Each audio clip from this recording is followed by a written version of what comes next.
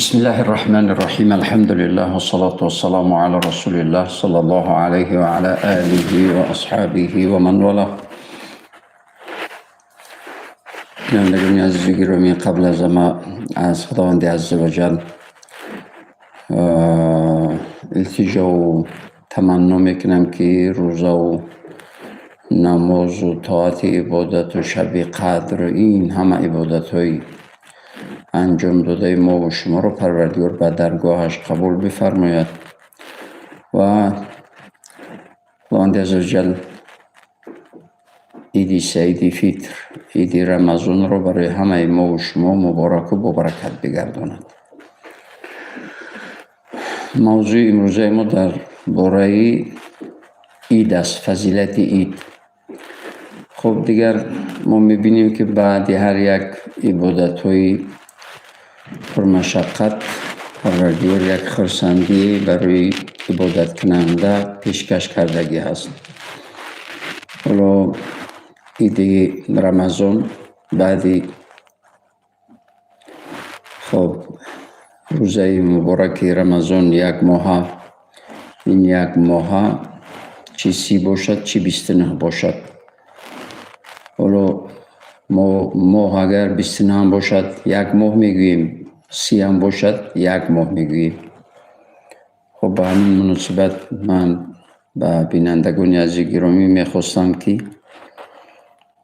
فکر نکنند که ما اگر 29 بگیریم روزه ماه مبارک رمضان رو با پرگی، یعنی اجری عظیمی ماه مبارک رمضان رو با پرگی حاصل نمیکنیم، نیست. یعنی ماه چی 29 باشد چی 30 باشد، اون اجری عظیمی پره ماه مبارک رمضان رو پروردگار به بندگانش عطا میکنه. بنده است که بسیار یعنی به این جزئیات و مسئله های جزئی و مسئله های نظر نورس زیاد جدی دقت میدهد، اما برای پروردگار ببینید. حالا چرا این رو میگویم؟ به خاطر که در همین زندگی اگر شما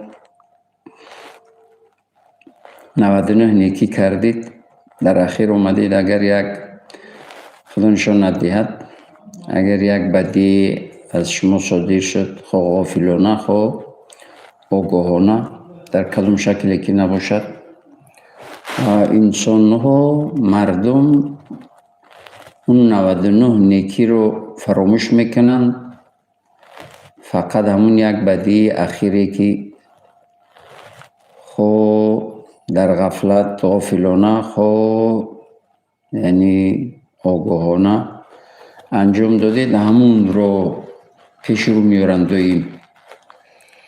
اما پروردگار چنین نیست. اما ببینید امروز فردا رمضان است و روز جمعه عید است. خداوند عزوجل به همه ما و شما و به اهل خانواده و فرزندان و پیوندان همگی عید رو پروردگار مبارک و با برکت بگرداند، سر تا سر از خوشحالی و خوشنودی و فیض و خیر و برکتش بگرداند. حالا پروردگار مثل انسان ها نیست. 60 ساله 70 ساله اگر گناه دارید همه سیاه هست، بعد 70 سال اگر توبه صدقاً کردید، این گناه بنده نزد پروردگار هیچ چیزی نیست. رجوع بنده نزد پروردگار، طرف پروردگار همه چیز است. وقتی که صدقاً رجوع میکند، پروردگار تمام گناه 70 ساله اش رو میبخشد، گناه 50 ساله اش رو میبخشد، گناه 30 ساله و 20 ساله و نمیدونم که 40 ساله اش رو میبخشد. ببینید پروردگار همه اون بدیهایت رو میبخشد. همین یک نیکی که حالا که کردید، توبه کردید، رجوع کردید، برگشتید به سوی پروردگار انا همون رو به نظر میگیرد، تمام گناهات رو میامرزد. چرا که خود میگه پیامبرش حبیبش حضرت محمد علیه السلام در حدیث مبارک میگویند التائب عن الذنب کمن لا ذنب له. توبه کننده از گناه مثل اینکه گناه انجام نداده است. تصور کنید چقدر رحمت الهی وسیع است و رحمت الهی الله سبحانه و تعالی را رحمتش چنون وسیع است که تمام اشیا را فرا گرفته است. این همه گناه انجام داده رو فراموش میکند، همه گناه کردگیت رو می آمرزد، فقط یک رجوعی، یک برگشتی با صدق صفا و ایمان کامل و باور کامل و با کمال آداب و اخلاق و تواضع وقتی که به پروردگار برمیگردید، پروردگار نمی یک عملت رو به نظر میگیرد، دیگه همه رو محروم میکند، همه گناهات رو می آمرزد. توبه کننده از گناه مثل اینکه اون گناه انجام نداده است. التائب عن الذنب کمن لا ذنب له. یعنی توبه کننده از گناه مثل اینکه هیچ گناهی انجام نداده است، هیچ گناهی رو صادر نکرده است، هیچ گناهی نکرده است، همه رو محو میکند. حالا رحمت الهی چنان وسیع است که شما گناه کردید، شهیدا وجود دارد. انسان گناه میکند، شهیدا هست، حتی زمین و زمان و وقت و این همه شهید هستند. از خاطره و ذاکره رحمت الهی اگر توبه کننده صدقاً اگر توبه کند، حتی از ذاکره انسان ها و گناهت را میبردارد. تمام در ذاکره اونا هیچ چیز از گناهی تو، از بدی های تو، در حتی در ذاکره اونا، در خاطره اونا هیچ چیزی نمیماند. از خاطره شهیدا و از خاطره مظلوما و از خاطره، یعنی این همه گناهت رو، بدی هایت رو میبردارد مادامی که توبه صدقاً باشد. حتی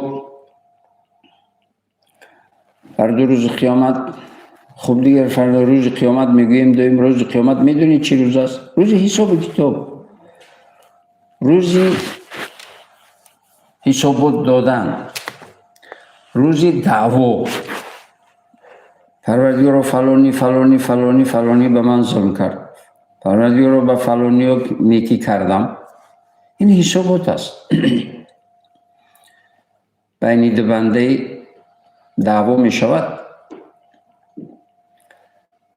میگوید که پروردگار این به من ظلم زیادی کردگی هست، لیکن اون ظالم توبه نصوح کردگی هست و در عوضی اون گناه و ظلم و ستمش نیکی های زیادی انجام دادگی است که پروردگار اون را توبهش را قبول کردگی است، از بندگان صالحش قرار داده. رحمت الهی وسیع است، رحمت پروردگاری خیلی وسیع است، انسان تصورش رو کرده نمیتواند.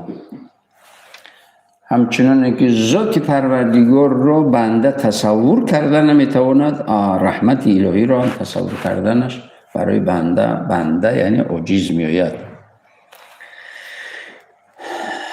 پس دعوا میکنند، میگه هیچ نیکی ندارد، میگه نیکی ندارد، گناهی من رو بالای این برگ. پروردگار میگوید که میخوای گناه داشته باشی؟ نه میگوید. پس میگوید ببین این جنت، منظره رو دیدی در این جنت؟ میگوید ها دیدم. این از کی است؟ میگوید که از تو است، مدامی که از برادرت گذشت کنی. یعنی رحمت الهی خیلی وسیع است. بنده باید دویم با امیدی رحمت الهی باشد. حتی برای بنده هیچ ممکن نیست، جایز نیست با عبادتهایش مغرور شود، چرا که این عبادتهای عاجزانه ما به دردمون نمیخورد. هیچ، تنها نام رحمت الهی است که ما رو نجات میدهد و امید به رحمت الهی امید کردن، تکیه و توکل کردن. در زمان موسی علیه السلام، حضرت موسی علیه السلام روزی مناجات کرد به پروردگار، گفت پروردگارو من رو به همون عاصی‌ترین، گناهگارترین، بدترین امتم یعنی به من نشان بده، بدترین انسان رو به من نشان بده.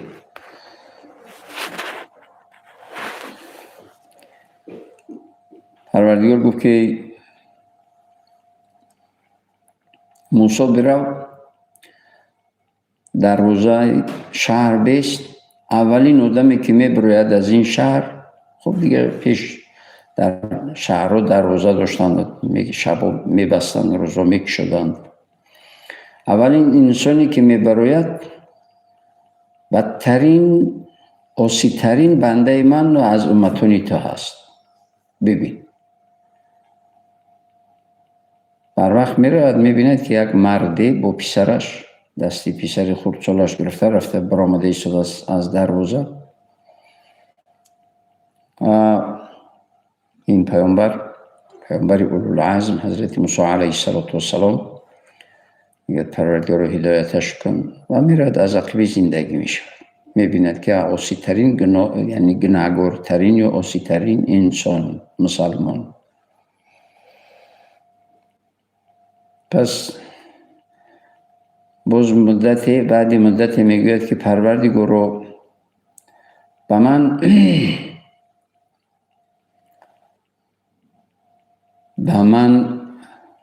صالح ترین، دوست داشته ترین بنده رو نشان بده.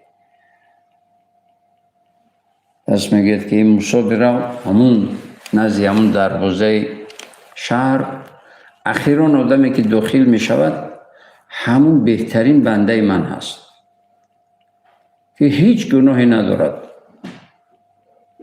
هیچ گناهی ندارد. پس می رود حضرت موسی علیه السلام و نگاه میکند که کی هست. اخیرا آدمی که وارد می شود از دروازه شهر، اخیرا انسانی که بعد و دیگر دروازه رو محکم میکنند کی هست. میرود که میبیند همون مرد با پسرش هست. حضرت موسی علیه السلام مناجات میکنند، میگه پروردگارو من گفتم بدترین، عاصی‌ترین، گناهگارترین بندت و از امتون من همین مرد بود. حالا که دیگر صالحترین و بهترین از بندگانت و امت من باز همون مرد است، چی حکمتی از در این؟ میگه ای موسی میدونی این با این فرزندش صحرا و کوه رفت، نزدیک کوه فرزندش گو او این کوه قدر بزرگ است، این قدر کلان است. گو بچه‌ام گناه ما از این کوه هم زیادتر است. خب خردسال بود کودک. گفت پدر چه گناه شما از این کوه هم، از این کوه بزرگ جثه هم کلانتر باشد، پس شما چکار میکنید؟ گفت بچه‌ام میدونی گفت باز از گناه من چی باز بزرگتر است؟ گفت چی؟ گفت رحمت الهی. همین صحبت پدر و پسر با پروردگار خوش آمد، یعنی همین توبه بنده پروردگار با پروردگار، توبه بندهش و امیدی بنده به پروردگار و امیدی بنده عاصی گناهگار به رحمت الهی. امید یعنی امیدی تامش. برای همین مسلمان همیشه باید که با کمال امید و با کمال تواضع و با کمال آداب باید با پروردگارش مناسبت داشته باشد. حالا اون بنده با کمال آداب و امیدش تکیه به پروردگار کرد. ببین که پروردگار اون رو آمرزید و به بهترین بندهش تبدیلش کرد. همین پیامبر اساسا میگه که التائب عن الذنب کمن لا ذنب له. توبه کننده از گناه مثل این که هیچ گناهی ندارد. ما در یک روز دو روزی اخیری ما این مبارک رمضان هستیم. بنده مؤمن باید که یعنی از روی ایمانداری و اعتقاد و مسلمانیش باید که با کمال تواضع و کمال آداب و کمال امید تکیه به پروردگار داشته باشد. اگر 60 سال 70 سال گناه هم داشته باشد، پروردگار در مدامی که این بنده توبه میکند دیگر برگشتن به اون گناه ندارد، نیتی برگشتنی به اون گناه ندارد و بعد از این همیشه طاعت عبادت و نیکی ها انجام میدهد، برای پروردگار آسان است. از این گناهی که ما و شما بندگان انجام میدهیم پروردگار هیچ ضرر نمیبیند. مهم اساس حالا گفتم که انسان ها اگر 100 نیکی کنید یک بدی 100 نیکی رو فراموش میکنن، یک بدی رو میچسبن که این فلانی همینطوری است، تمام دیگه او همه نیکی رو فراموش تمام. خب انسان در طبیعتش همین است. حتی ببینید پروردگار میگوید که سعی بالله و قلیل من عبادی الشکور. انسان های شکرگزار یعنی بندگان شکرگزارم خیلی کم هستند. بندگان شکرگزار خیلی کم هستند. کم انسان است که به قدر نیکی ها قبل از همه به قدر نعمت های پروردگار شکر نعمت های پروردگار بگوید و شکرگزار باشد خیلی کم هستند. و از همین نقطه نظر هم انسان ها هم یعنی نیکی های همدیگر رو زود فراموش میکنن. تشکر نمیکنن. لبه. سلام علیکم. و علیکم سلام. خیلی دام مبارک شما. خدا مبارک شما، دام با برکت مبارک باشد. رسول خدا در روز عید کدام عملها رو انجام میدادن؟ سلامت باشید، خدا خیر برکت. دیگه سوال نیست؟ انسان ها زود فراموش میکنن نیکی رو به یاد نمیارن هیچ وقت. اکثریتی کل دویم بدی ها رو به یاد میارن، لیکن پروردگار چنین نیست. حالا بدی های 70 ساله حتی رو فراموش میکند، تمام محو میکند، نیست میکند، مادامی که صدقاً با کمال آداب و تواضع و توبه و ندامت و امید به پروردگار کردی، پروردگار همه اون گناهات رو میامرزد. مهم اساس که دیگر نیت اون گناه کردن نباشد و همیشه نیکی انجام دادن باشد. حالا اینجا برادر سوال کرد که پیامبر گرامی اسلام صلی الله علیه و سلم در روز عید کدام کارها رو انجام میدادند و مؤمن باید کدام کارها رو انجام میدهد. یکی از سنت‌های عید این است که خصوصا عید فطر تا نماز باید که فطری روزه‌اش بدهد. چرا تاکید می شود که تا عید اگر تا نماز حتی تا همون روزی صبح تا نماز عید وقتی که فطر روزه‌اش رو میدهد به عائله‌های کم بضاعت، خداوند عزوجل هم اجری صدقه براش میدهد، هم اجری صدقه فطر، یعنی دو اجر. و در صدقه فطر باز حکمت‌های زیادی هست، خیلی حکمت‌های زیادی هست که بنده درک کردنش برای بنده خیلی دشوار است. خب حالا که دیگر ما نماز میگذاریم، بعد نماز میگیم استغفر الله استغفر الله استغفر الله اللهم انت السلام و منک السلام تبارک ربنا یا ذا الجلال و الاکرام. ما کدام گناهی نکردیم که استغفار بگوییم، نماز گذاریدیم، لیکن ما استغفار به خاطر میگوییم که پروردگار عبادت ما رو، نماز ما رو به درگاهش قبول کند.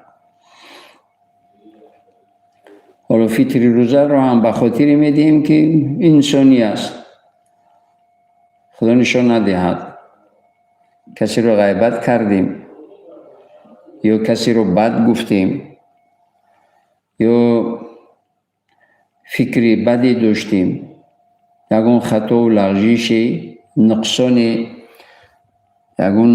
در چیز،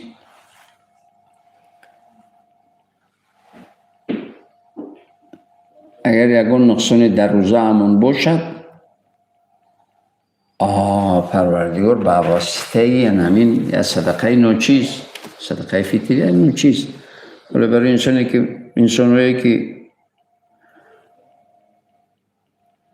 انسانهایی که یعنی دارندگی اولیه دارند، 7 سومونی سر نفر اویله، حتی نوزادی که تو نماز اید، اگر تو قبل از نماز اید تولد شود، برای اون هم، برای تمام افراد اویله یعنی 7 سومونی و یک کمبیزاتی از نزدیکان، اقربا یا که همسایه نزدیکی نادارش باید که فطر روزهش رو بدهد، یعنی 7 سومون. این به حسابی 7 سومون این عوضی یعنی گندم، به حساب گندم فطر روزه حساب می شود. و حساب می شود که دیگر مذهب هم برنج، به حساب برنج در مذهب امام ابو حنیفه به حساب مویز. برای انسانهایی که دارندگی بیشتر دارن به حساب مویز 72 سومون سری هر فردی اویله.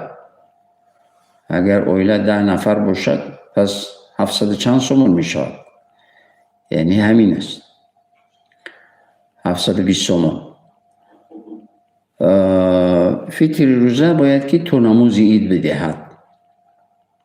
خب حالا بنده مومن باید چکار کند؟ رسول الله صلی الله علیه و سلم چکار میکردن در عید؟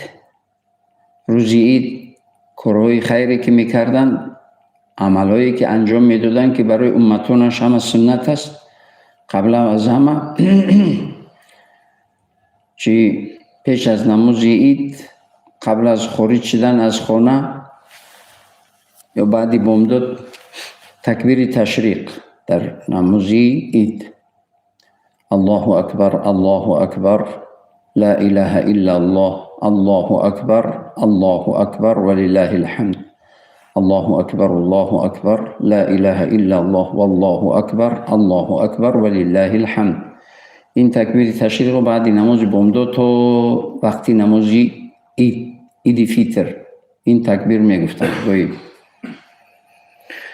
و کار دیگری که انجام میدادن قبل از خارج شدنشون از خانه برای نمازگاه رفتن غسل میکردن، یعنی غسل پیش از جمعه و غسل پیش از عیدین سنت است.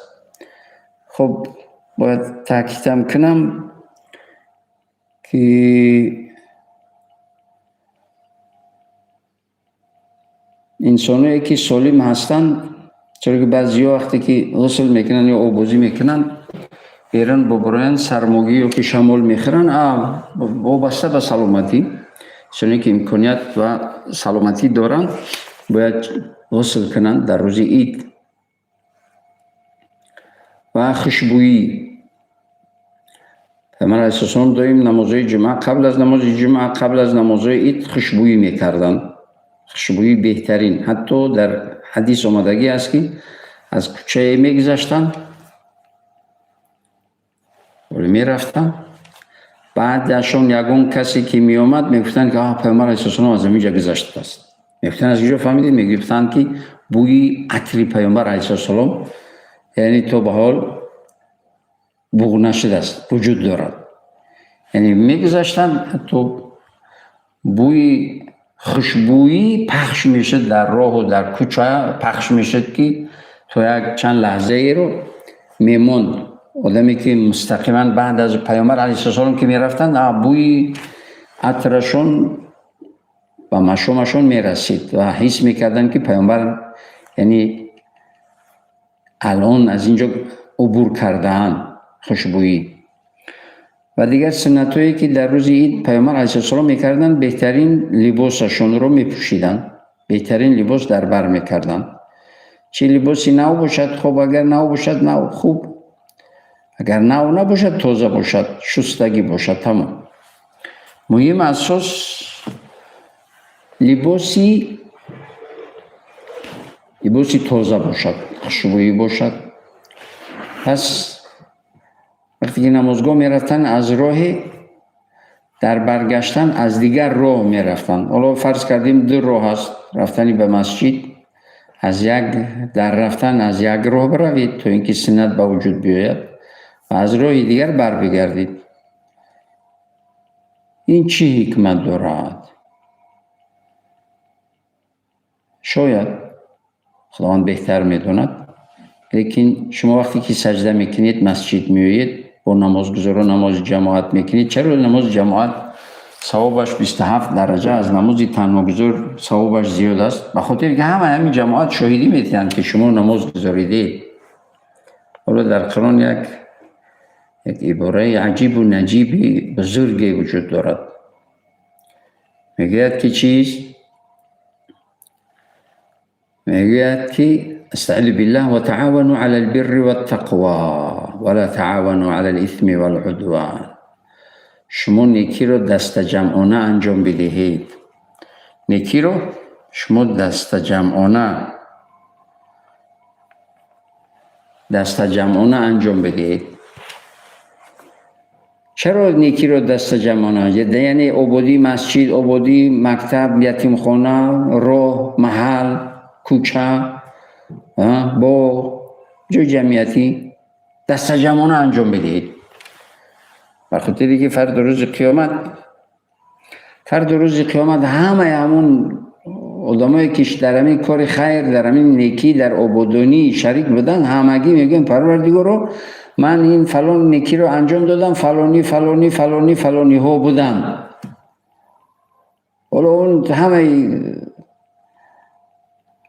اون جمعیتی که در اون کار خیر دست جمعانه انجام دادن، فکرش نجات اونو نیست، فکرش نجات خودش است، لیکن در اون کاری نیکی شما ذکر میشوید، نجات شما هم میشود. با وجود این که اون انسان شریک نجات خود رو در نظر دارد، لیکن در اینجا نجاتی دیگران هم هست. برای میگه که در کارهای خیر دست جمعانه کارها انجام بدید. و علیکم السلام. شما با برکت باشد، مبارک باشد انشاءالله. دو سوال داشتم. مرحبا. سوال یکم که این طرز نیت کردن نماز عید ایران گیمتی که نماز است این نمیفهمونده نه. و در این نماز عید یکم سورای مخصوص میخونیم یا که هر سورایی که خونه میشه ایران میفهمونده؟ در نماز عید؟ بله یکم سورای مخصوص میخونیم یا که هر سلام باشید. سلام باشید. موفق باشید. خب چرا حالا از یک راه رفتن بر راه دیگر برگشتن موضوع سخنی من در این موضوع بود. به خاطر اون راه شاهدی میدهد. هر چقدر شاهد زیاد شد همون قدر به منفعت کار است، همون قدر سبب نجات مؤمن است، همون قدر نجات مسلمان است که هر چقدر شاهد زیاد باشد در کار خیر. برای همین قرآن میگه که در کارهای خیر رو دست جمعانه انجام بدهید تا اینکه اون همه فردا شاهدی بدهند که حتی سجده میکنید اون سجدگاه شاهدی میدهد. جای مکان سجده یا که اون مسجد یا که مکانی که سجده کردید همون عیناً همون مکان سجده میدهد که پروردگارا فلانی بنده‌ات بالای من با یک غرور با افتخار شاهدی میدهد که بالای من این بنده‌ات سجده کرده بود. برای همین بسیاری وقتی که سنت رو در یک جا که خوندن فرض رو صف رو عوض میکنن یا که فرض رو خوندن یعنی جای رو عوض میکنن تا اینکه چند شاهدی در این کار خیرشون یا که در این سجده اشون باشد.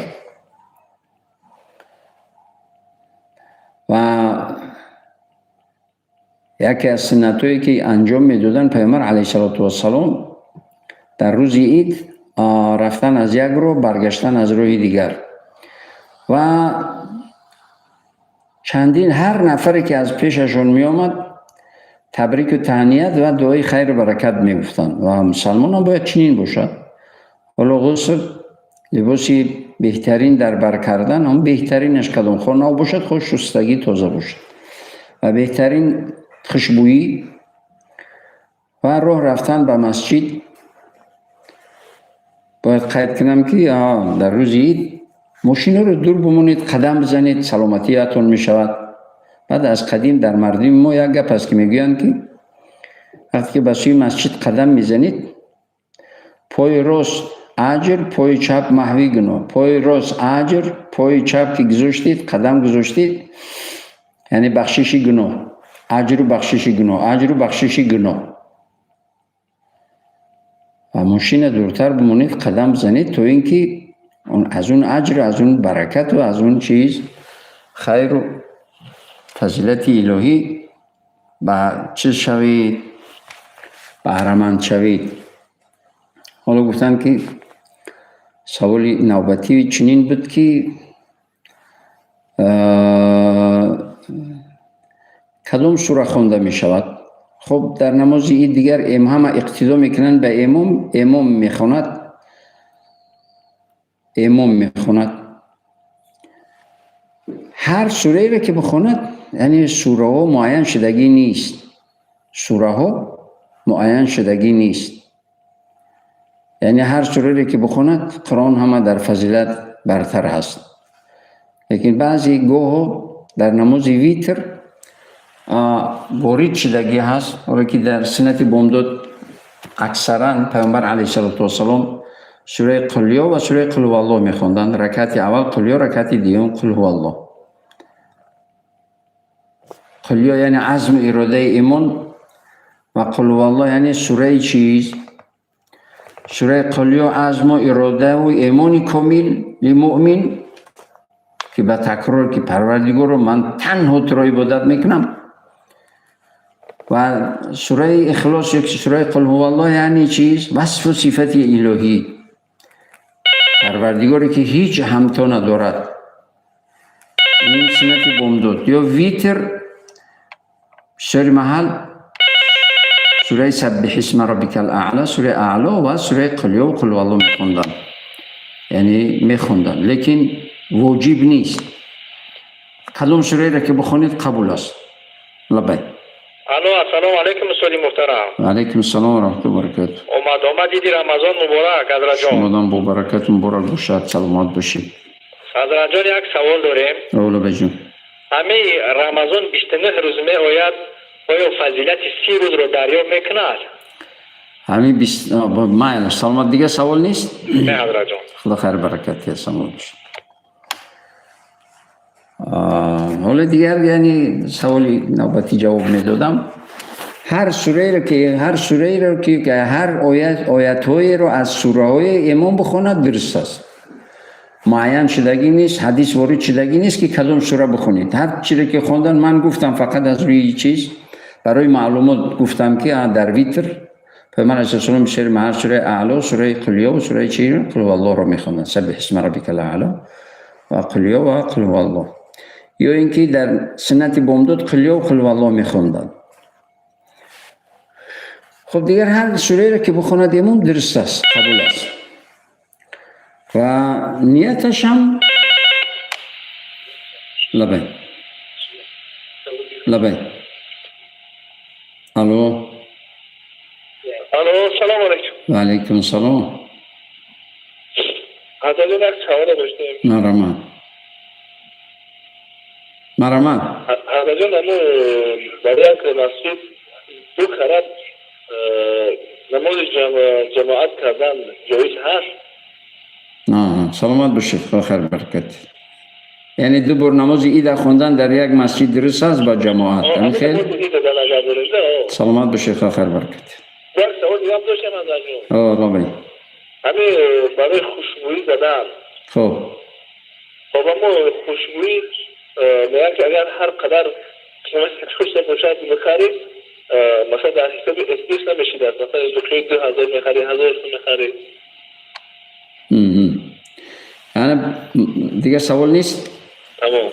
سلام باشید. خب حالا دیگر یعنی هر سوره که بخونه در نیت کردم بذارم نماز عید با جمله تکبیراتش اقتدا کردم به امام حاضر استاده خالص الله تعالی الله اکبر برای قوم همین اکتفا میکند نیت. خب سوالی میگوید که چیز اگر 29 بگیرد 30 روز یا که 30 روز یا 29 آیا خواست 30 بگیرد خب 29 دیگه ماه این برو که رمضان است ماه هست ماه هیچ وقت نمیگیم که ماه محرم چی 29 باشد چی 30 باشد حالا دیگه یک روز کم شد هیچ کس نمیگوید. ولی یک منطقی ساده و عادی که عامه فهم برای همه و چرا هر سال ما 10 روز پیش یعنی رمضان 10 رو میخرد هر سال 10 روز قبل یا 11 روز قبل یعنی پیش میوید. اما خدا یعنی ما 29 30 گاه 30 بعد 29 یا گاه 29 30 می شود. یک نفرم بسیار ازمگی کرد ما گفتم برادر عزیز واقعا مهتاب در اختیار ما و خودت نیست نه گپی مرا میگیرد نه گپی خودت که ما بگومش که 29 شود تو بگویش نه 30 شود نه گپی تیره میگیرد نه گپی مرا میگیرد. خب چیکار کنیم که ما 29 باشد بعد ما چخیل بگیم که 30 هست در کدام اساس وقتی که ما 29 هست تمام وقتی که ما 30 هست او را 29 کدش نمیشود یا که او را 30 کرده نمیشود در اختیار انسان هم نیست. بعد انسان هم تا اون درجه جاهل و یگره و حالا که به اصطلاح مردم ازمه باید نشود که یکی از برادرها گفتن که یک نفر یعنی به نام دوملو یعنی پدرش عالم گذشتگی است به خاطر پدرش مردم میگویند که احترامش میکنند خود سواد ندارد. مردم مهتاب دیدن گفتن که بابا دوملو آخی مهتاب نمایان شد مهتاب شوال دیدیم ما چه خیلی روزه بگیریم وقتی که شوال در عید گرفتن درست نیست روزه گرفتن تاس او هم مخلوق است ما هم مخلوقیم با او کار نگیرید پر کنید 30 بگیرید گناه هست به انصافی هست این جاهلی هست حرام است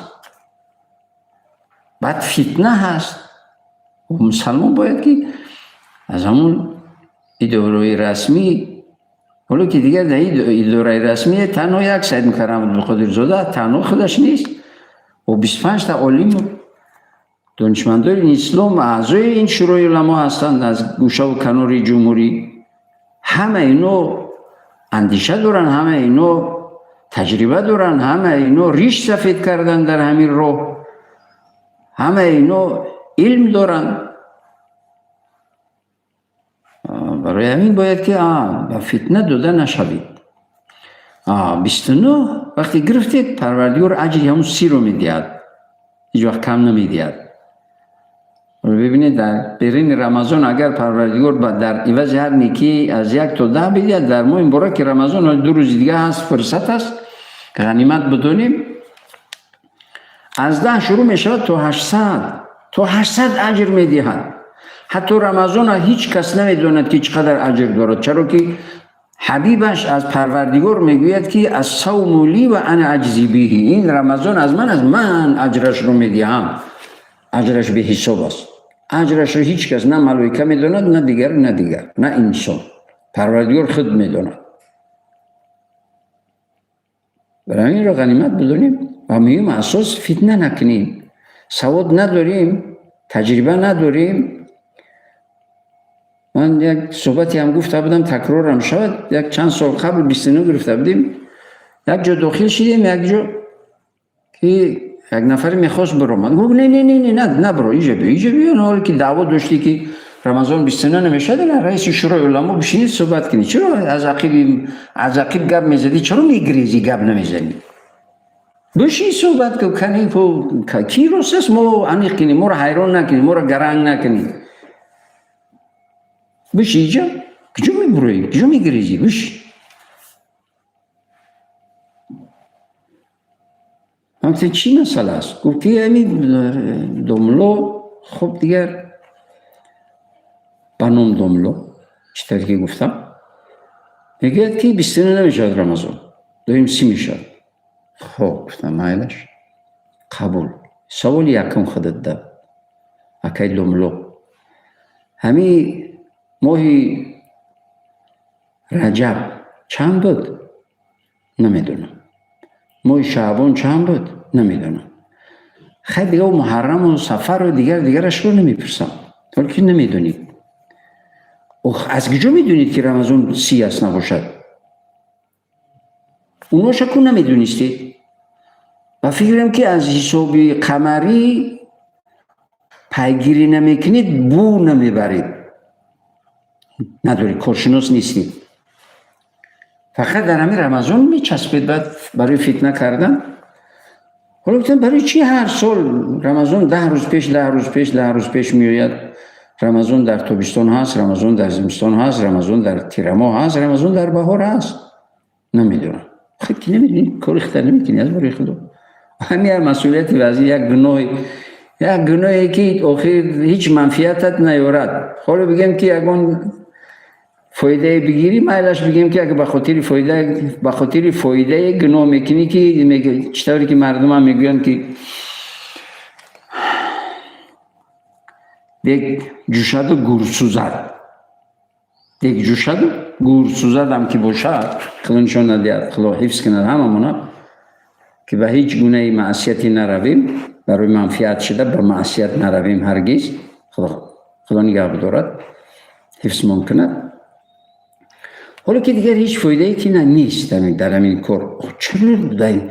حالا که متخصصم نبودید، کارشناس هم نبودید، پیگیری هم نمی‌کردید از ماه‌های قمری مهتابی، چرا دخالت میکنید یک کاری که هیچ وظیفه‌تون نباشد؟ شما مسئولیت نداشته باشید، نه از طرف مردم، نه از طرف جمعیت، نه از طرف حکومت، نه یک مسئولیتی نزد پروردگار ندارید.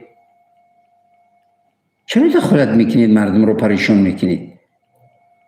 نمیدونید حساب رو، پیگیری نمیکنید ماها رو. باید مسلمان یعنی چیست؟ مسلمان باید یعنی فتنه‌گر نباشد.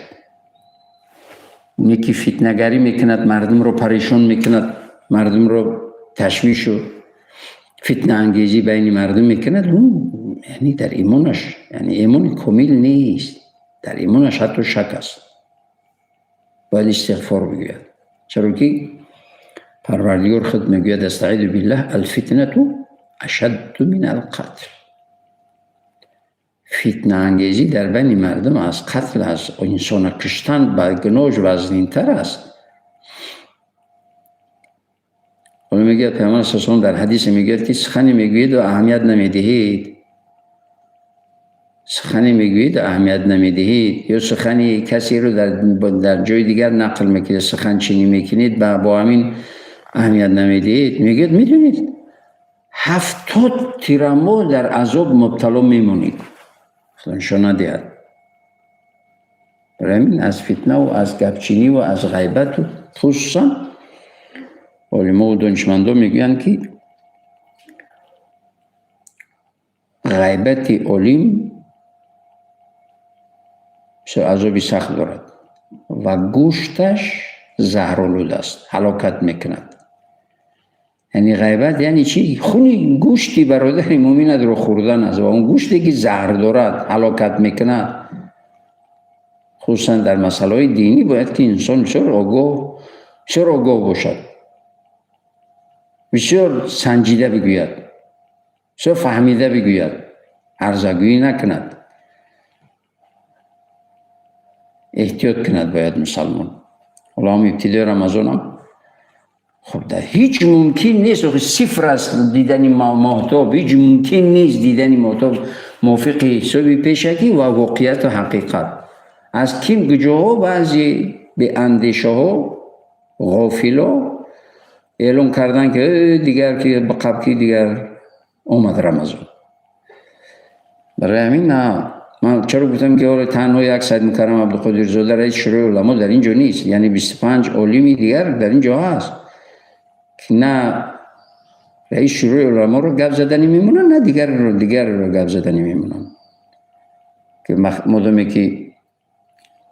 مادامی که نادرست میگویید جلسه از اونجا پیشکش شما میشود، پیشکشی بینندگان در جلسه غیر از اعضایان شورای علما کارشناسا هستند، تجربه دارا هستند، سر و ریش سفید کردن در همین کارشون همین است. همیشه پیگیری تنها یک ماه مبارک رمضان 12 ما را پیگیری میکنند، صبح صدیق پیگیری میکنند، غروب و طلوع را پیگیری میکنند. کارشناس متخصصی ورزیده هستند. اگر که رئیس شورای علما هم که اگر نمیدونم که ولی من گفتم برادری عزیز بعد این از 29 کردن به من یکون کسی یکون مبلغ میدهد که من 29 اعلام کردم، من به سود یا که فایده خدا نشان ندهد، اصل خدا نشان ندهد و من یکون منفیتی باشد. نه و چرا من دیدی و بعد میدونیم این محتول در اختیاری، نه اختیاری خودت است نه اختیاری من بگم 29 شود نمیشود، حالا خودت بگوی که 29 باشد 30 شود نمیشود. نه گپی تره میگیرد نه گپی من میگیرد، واقعیت همین است. وقتی که 29 باشد رمضان یعنی ماه کامل است، ماه کامل است، عبادت کامل است، اجر و پاداش عظیم و پررگی داده می شود، ناقص نمی شود. چرا که ماه 29 می شود 30 می شود، ماه 29 می شود 30 می شود. وقتی که ماه 29 گفتیم ماه گفته ایستادیم، نمیگیم که یک روز کم ماه، یک روز کم ماه نمیگوییم که چی 29 باشد چی 30 یا 30 شد یک روز زیاد ماه نمیگوییم که. خب من زیاد فرو نمیروم در این مسئله، لیکن به هر حال برادر که گفتن من برای روشنی اینم که همین مردم دیگر یعنی پریشان نباشند، خاطر جمع باشند، مستحکم باشند، متحد باشند، خصوصا در همین روزای ما و شما یعنی متحدی و دست با هم دادن و یک تن یک جان بدن ما خیلی مهم است از همه جهت، هم از جهت دینی هم از جهت سیاسی، از همه جهت. کدام جهتش که فکر نمیکنید نمیبینید چیکار رو شده ایستاده است بالای بعضی از ملت ها و کشورها چقدر ظلم و ستم. دور فکر کنید، شما فکر میکنید خب دیگه این چندان مسئله نیست، شیطان این مسئله را میگیرد بعد چنان بزرگش میکند که بعد دیگر در حیرت میمونید. برای همین خب یعنی خیلی آگاه باشیم، مبادا شیطان صفت ها غافلگیر نکنند، ناکام نکنند، بدبخت نکنند. سرجم باشیم، متحد باشیم. وقتی جدای کرده ما به پایان میرسد، من فکر میکنم که به قدر امکان در فضیلت عید هم گفتیم و آمادگی جدی داشته باشیم. یعنی عید مبارک با برکت می شود وقتی که نیت ما نیک، قلب ما صاف و پاک و با هیچ کس قهری و جنگی نباشیم. خدای نکرده اگر که قهری و جنگی هم باشیم باید که آشتی کنیم، قلب را صاف و پاک کنیم، نیت را نیک کنیم، کوشش کنیم، توبه کنیم که حالا هم در توبه شده است. پروردگار توبه بنده اش رو قبول میکند. فرصت خوب است خصوصا ماه مبارک رمضان برای توبه و برای آشتی کردن، چرا که خیلی در ماه مبارک رمضان قلب‌ها نرم و ملایم میشود. میدونید برای چی قلب‌ها نرم و ملایم و مایل به کار خیر و به کار ثواب میشود؟ بخاطر اینکه شیطان‌ها زنجیربند میشن. لیکن بعضی نفس‌ها از شیطان هم گنده‌تر است، بدتر است. حالا این شیطان که عزازیل یکی از بهترین و زیباترین بنده و مخلوق پروردگار بود، از به خاطری که به نهایت عبادت زیاد انجام میداد که عبادتش حتی به چهرهش تاثیر کرده بود. همین عزازیل یکی از بزرگترین جنهایی که در بین ملائکه ها هم بود سیر میکرد و بزرگترین بود از روی عبادت زیادش. و ببینید به همون عبادتش مغرور شد. ولی کدام شیطانی دیگر نبود که این ابلیس یا عزازیل را گمراه کند به ابلیس تبدیل بدهد یا به شیطان تبدیل بدهد. همون غرور و کبر خودش، کبر و غرور و حسد خودش که توانی دیگر آدم علیه السلام رو نکرد محروم از رحمت الهیش. برای همین هیچ وقت نه به نعمت، نه به علمت، نه به عملت باید که انسان باید مغرور نشود. حتی بگذار همین اخیران نقطه‌ای که بیان کنم باشد و با همین برنامه جمع بست کنم. حتی فرد روز قیامت بعضی از انسان‌های هستند که ملائکه‌های متصدی میگن فلانی بیاید شما را ببرم به جنت. دعوا میکند، میگوید که جو ولی بیاید ما و عمل و عبادت های انجام داده من رو شما بشمارید، معین کنید، درجه های من رو بگید، من چقدر عبادت مغرور به عبادتش. میگه چنین است، بیا بریم نمیشه دشت عرصات برای عیسی میرود زبونش از حلقش بیرون کتمت میموند. گفتی گفتی بچه کو میگه دو یک قطره آبیم بدهید که بروم. میگه نیمی عمل انجام داده رو بدهی، بعد یک نیم پیاله آب میدهیم. نیمی عمل انجام داده اش رو میفروشد. میرود باز تمام شد. میگه که دیگر حلقم خاک شد، نمیتونم راه رفتن نمیتونم. میگه نیمی باقی مانده اش رو بدهی، نیم پیاله آب میدهیم. باز نیمی انجام باقی مانده عملش رو میدهد که به منزل هم نمیرسد. برای چی من این روایت رو گفتم؟ روایتی صحیح است. بخاطر که مغرور نشویم به عبادت هایمون. این ماهی هست که هر چقدر عبادت زیاد کردی همون قدر، یعنی قبولیت عبادت هم همین است. هر چقدر عبادت زیاد کردی همون قدر تواضع باید زیاد شود. وقتی کبر رو با وجود آورد نعوذ بالله استغفار بگویید. هر نیکی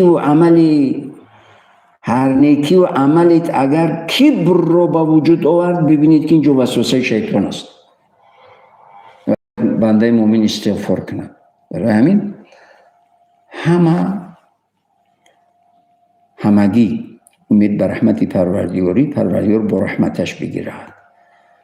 و در این عرفه عید تکرارا همه شما و در سیمای همه شما با پیوندان و نزدیکان و دوستان، اقربا و قوم جمع روزی عید سعید رمضان رو قبلا تبریک میگویم. خداوند عزوجل همه روزمان رو عید و همه روزمان رو با برکت و همه روزمان رو مبارک بگرداند و همیشه همین پیشروی کشور، آرامی کشور، پیشروی کشور از جهت دین و از جهت دنیا و از جهت دینداری و از جهت آداب و اخلاق و از همه جهت پروردگار همیشه پیشروی ها و ترقیات نصیب روزی بگرداند و همیشه مردم ما چی در داخل کشور چی بیرون کشور همه سرجم متحد و وحدت ملی پابرجا و مستحکم و دائمی و پروردگار پیشوای ملت رو باز هم که همه ما و شما واقعیت است. خب اون یکی دیگر میگوید خصلتش هست، بگذار هرچی میگوید گفتن بگیرد. همیشه در حق پیشوای ملت دعای خیر برکت بگوییم، چرا که این همه پیشروی ها، همه این نقبا و نیروهای برقی و راههای در بین در سطح بین المللی و این عبودی پایتخت این همه شخصان متصدی و خصوصا مهنت و زحمت های شبانه روزی پیشوای ملت است. گوه من در جلسه حکومت اشتراک میکنم، در جلسه میگوین که همین مسئله شب در یادم آمد، شب خوابم نبود. پس مهنت هر کسی رو مسلمان باید قدر کند، هیچ چیز از دست نمیاد. یا خیر برکت بگو، خداوند عزوجل باز هم برکتشون رو، مهرشون رو، مهنت و زحمتشون رو با برکت کند برای همین ملت و برای همین سرزمین و برای همین مردم و مردمی تاجیک و تمامی مردمی مسلمان. همیشه کامیاب و موفق باشید، همیشه زیر سایه رحمتی پروردگار باشید. پروردگار همیشه با رحمتش بگیرد، زیر سایه رحمتش قرار بدهد و پروردگار با همه ما و شما با نظر خیر و برکت نظر رحمتش نظر کند. موفق باشید.